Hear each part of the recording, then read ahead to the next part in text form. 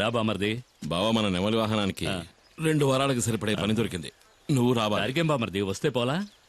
నమస్కారం. రండి రండి. అన్నా 2 రోజుల్లో సరుకు వస్తుంది. సరుకా? మేము అడిగిన మందన్నా. ఏయ్, మందు చేయడానికి కలుపుతారు కదా గంజాయి, అది. దాన్ని అడవి దాటించాలంటే నువ్వే మనసు పెట్టాలి. అయ్యో, నేను ఇప్పుడే వేరే పని ఒప్పుకుని వచ్చానే. అన్నా ఈ ఒక్కరోజే కదన్నా, పని అయిందంటే మన మనీ కూడా లైఫ్ లో సెటిల్ అవుతాడు. అన్నా ప్లీజ్. కుమార్, నేను నీకోసం ఇంటికి వెళ్ళి వస్తున్నాను. చిన్న సమస్య వచ్చింది. చింతపల్లి అడవిలో ఫారెస్ట్ వాళ్ళకి పెద్ద పులి అవశేషాలు దొరికాయంట. మొదటి విచారణలోనే దాన్ని మనుషులే చంపారని వాళ్ళకి తెలిసిపోయిందంట. ఇప్పుడు సమస్య అది కాదు. విచారణ కొనసాగించడానికి పులియూరికి కొత్త రేంజర్ వచ్చారు, పాత ఆర్కే. చచ్చింది పులి అయితే చంపింది కుమార్ అని అతను బల్లగుద్ది చెప్తున్నాడు. కుమార్, ఇకపై నువ్వు ఊళ్ళో ఉండద్దు, అడవిలోకి వెళ్ళిపో. పాత పగన ఆ రేంజర్ మర్చిపోయి ఉండడు. నువ్వు ఇక్కడే ఉంటే మీ ఇద్దరికి మళ్ళీ గొడవలు వస్తాయి. బయలుదేరు. అయ్యో, మరి మేమడిగింది ఆ తర్వాత చూసుకుందాం. నువ్వు ఇంకేమో ఆలోచించుకో, బయలుదేరు. వెళ్ళమంటున్నానుగా. రా, అమౌంట్ ఉంటే రండిది. కుమార్ అడవిలోకి వెళ్ళాడంటే ఆ తర్వాత వాడిని కనిపెట్టడం ఆ దేవుడి వల్ల కూడా కాదు. ఎవరన్నా ఆర్కే? కుమారన్నకి ఆయనకి మధ్య గొడవేంటి? అది 4-5 ఏళ్ల క్రితం జరిగింది. ఒకరోజు లోయర్ క్యాంప్ దగ్గరికి పులి వచ్చింది. ఓ చంటి బిడ్డతో సహా 4గురిని ఆ పులి చంపేసింది.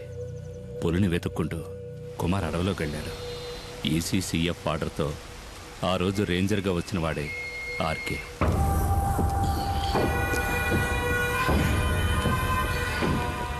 అడవి జంతువు మాంసం అడవిలో అమ్మాయిల్ని రుచి మరిగినవాడు బయటికి రాలేడు కదా. ఇదేం బాగలేదు సార్, దయచేసి అమ్మాయిని వదిలేయండి. పాపం ఎవరూ లేని అనాథ ఆ పిల్ల. అది నీ కన్న కూతురేం కాదు కదా. ఒకవేళ అయినా కూడా ఇక దాని విషయంలో నేను వెనక్కి తగ్గేది లేదు. కొద్ది రోజులుగా అది తప్పించుకు తిరుగుతోంది. ఇక దాన్ని వదిలే సమస్య లేదు. ఏంటి, ఎక్కడ్రా మైనా? చాలా దూరం తరుపుకుంటూ వెళ్ళాను సార్, కానీ మా కళ్ళు కప్పి తప్పించుకుంది. ఏమన్నా?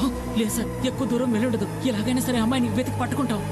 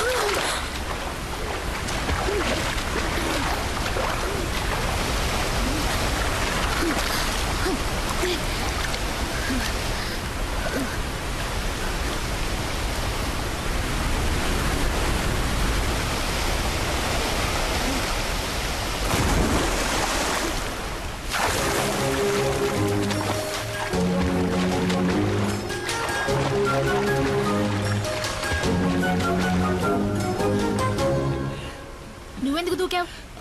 నీతో ముఖ్యమైన విషయం చెప్దామని దూకాను. ఇక్కడ ఇక్కడైతే నువ్వు కాలుతో తనినా ఎవరు చూడరు కదా. ఏంటి విషయం? నువ్వు పెళ్లి చేసుకోవాలి. ఈ వాగులోనా? ఈ వాగులో కాదు, అమ్మవారి గుళ్ళో. కానీ ఇప్పుడే ఒప్పుకుని తీరాలి. నీకు వేరే పని పాట లేదా? ముందు ఇక్కడ నుంచి బయటపడే మార్గం చూడు. అదేం కుదరదు. నన్ను పెళ్లి చేసుకుంటానని చెప్పు. అది నా వల్ల కాదు. అయితే ఇక్కడే ఉందాం. ఇక్కడే ఉంటే నిన్ను ఇంకెవరూ ఎత్తుకెళ్ళలేరుగా. అయ్యో, ఈ రాత్రిపూట అడవి ఏనుగు కాలు జారి మన మీద పడిందంటే చచ్చిపోతాం కదూ. ఒకవేళ నిన్ను చేసుకున్నా అప్పుడు నా పరిస్థితి అదేలే. అలా గుడ్లప్పకించి చూడకుండా నన్ను కాపాడే దారి చూడు. ముందు నన్ను పెళ్లి చేసుకుంటానని చెప్పు. నేను నిన్ను చేసుకోవడం ఏంటి? నువ్వే కదా నన్ను చేసుకోవాలి. అది జరిగేది కాదులే. ఊళ్ళో ఉన్న అమ్మాయిలందరూ నీ చుట్టూనే తిరుగుతున్నారుగా. ఏంటి నువ్వు చెప్పేది అర్థం కావట్లా? ఏంటి అర్థం కాలేదు? నన్ను పెళ్లి చేసుకుని గుట్టుగా నాతో కాపురం చేయి. నాకు ద్రోహం చేయాలని చూసావనుకో, కత్తితో గొంతు కోసేస్తాను.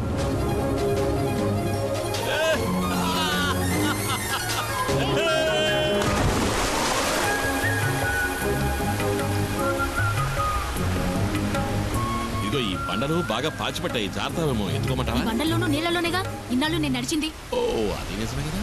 నడు నడు అయితే నడు.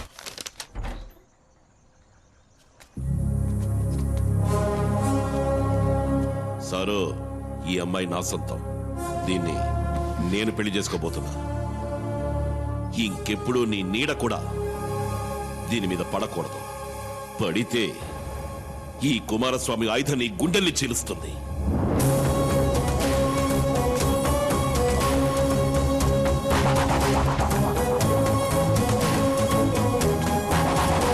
ఆ తర్వాత ఆర్కేని వేరే ఊరికి బదిలీ చేశారు. దాంతో ఆ సమస్య తీరిపోయిందనుకున్నాం. ఇప్పుడు ఆర్కే మళ్ళీ ఇక్కడికి వస్తున్నాడంటే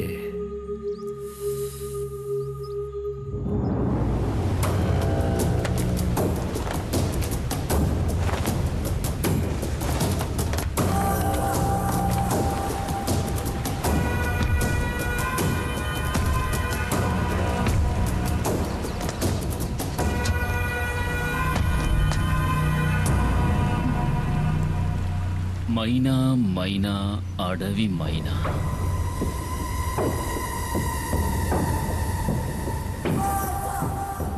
ఎక్కడే నిన్ను చేసుకున్నాడు? నాకు తెలీదు, ఇక్కడ లేడు. అలా చెప్తే ఎలాగే? పెళ్ళానికి తెలియాలి కదా మొగుడు ఎక్కడుండేది. ఉం? మర్యాదగా చెప్పు, ఎక్కడ వాడు? వేలాయుధంతో జనాన్ని చంపే కుమార్. రేంజర్ సార్, అమ్మాయిని వదిలేండి. మీకేం కావాలని నన్ను అడగండి, చేస్తాను. నాకు కావలసింది ఇది. నువ్వు తారుస్తావా? తప్పుకోరో నీ.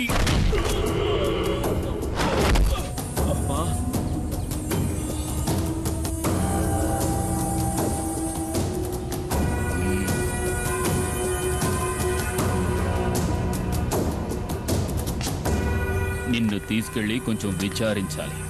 సార్ వద్దు, తప్పు చేస్తున్నారు.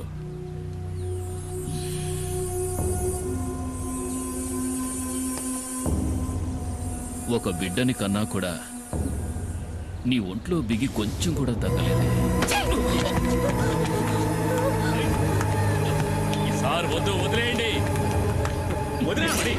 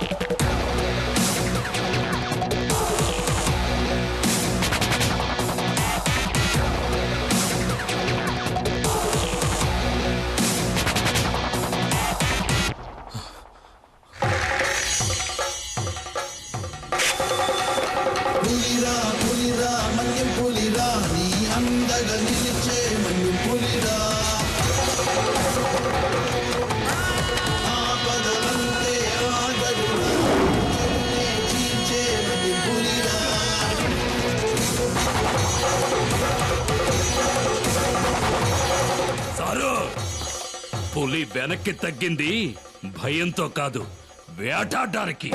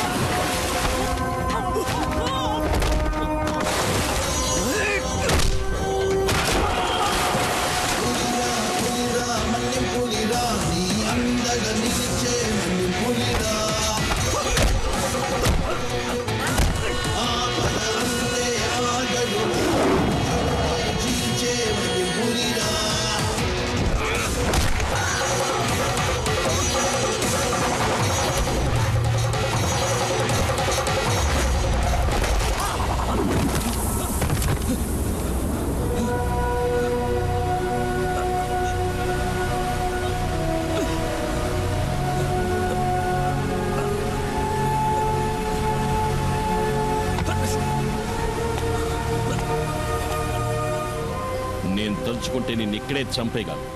ఈ పులియూరు పరిసర ప్రాంతాల్లో ఇంకొకసారి కాలు పెట్టావో ఆ పెట్టిన కాలుని నరికి పారేస్తాను. పోరా ఇక్కడి నుంచి.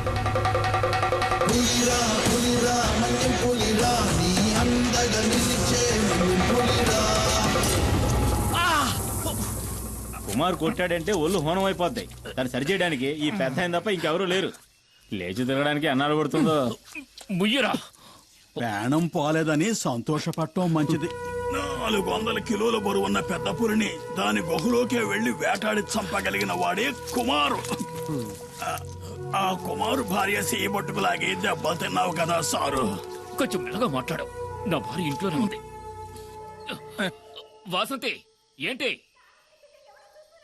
వాడు పువ్వాడు శశి అయి ఉంటాడు. చూస్తూ నుంచుంటావా? వెళ్ళి పట్టుకో. నన్ను పట్టుకోలేరు. నేనేది సరిగ్గా చూడలేదు. ఆవిడ ఏదో చూసి భయపడనిచ్చింది. ఎవడ్రా నువ్వు? ఏంటా కంగారు? నేను దారిని పోయేవాడిని సార్. దారి తప్పించి ఇక్కడ పడ్డాను. ఆగక్కడ.